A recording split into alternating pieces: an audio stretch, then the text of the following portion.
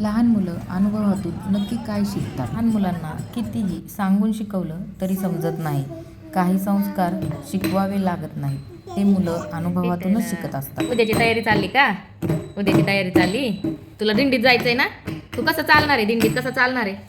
विठ्ठला विठ्ठला कसं? वा छान. चिकूला आदल्याच दिवशी सांगितलं होतं की आपण दिंडी पाहण्यासाठी जाऊ. तिथे सगळेजण टाळ आणि ढोल वाजवतात. तर चिकूने पण लगेच टाळ आणि ढोल वाजवत विठ्ठल विठ्ठल म्हणायला सुरुवात केली. पण चिकू आजारी पडला, म्हणून त्याला दिंडीत घेऊन जावं की नाही असं वाटलं. पण त्याला औषध पाजून दिंडीत घेऊन गेलो.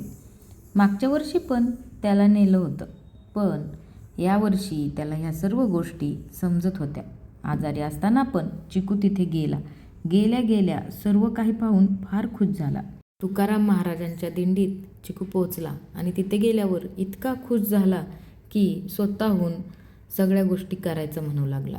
गंध लावून घेतला आणि सगळ्या वारकऱ्यांसोबत तोही टाळ वाजवत खूप खुश होऊन चालत होता.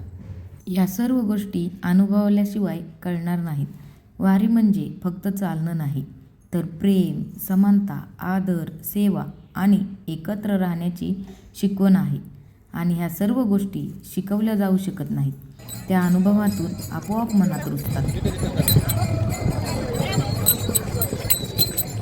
प्रत्येक माऊली म्हणणाऱ्या चेहऱ्याकडे चिकू आपलेपणाने पाहत होता. त्यालाही त्यात आपलेपणा दिसला असेल, म्हणूनच तो पण सर्वांमध्ये मिसळून वागत होता.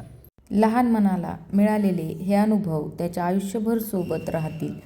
वारी चिकूने किती चाललं हे महत्त्वाचं नाही, पण त्या छोट्या पावलांनी किती अनुभव जपले हे महत्त्वाचे आहे. वारी म्हणजे फक्त पायपीट नाही, ती भेटते माणसांशी, मायेशी आणि आपलेपणाशी. कदाचित म्हणूनच वारी संपते, पण तिच्या आठवणी कधीच संपत नाहीत. चिकू ह्या दिंडीत, वारीत काय शिकला असेल? इथे कोण मोठं नाही, कोण लहान नाही, प्रत्येकजण फक्त माऊली असतो.